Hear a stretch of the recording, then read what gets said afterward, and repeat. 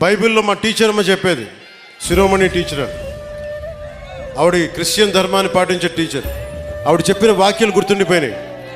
తనని తను తగ్గించుకున్నవాడు హెచ్చింపబడును అంటే నాకు ఇష్టం ఆ వాక్యం. అది పాటించాను అనుకుంటా.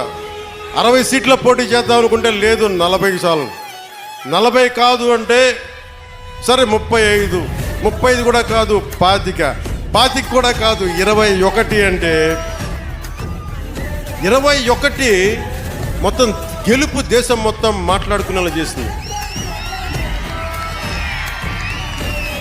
అంటే ఇది బైబిల్ సూక్తి గుర్తొచ్చింది.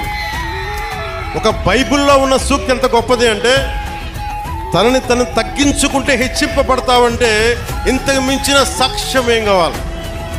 21 స్థానాలకి నువ్వు పోటీ చేస్తే 100% గెలిచి దేశమంతా మాట్లాడుకునేలా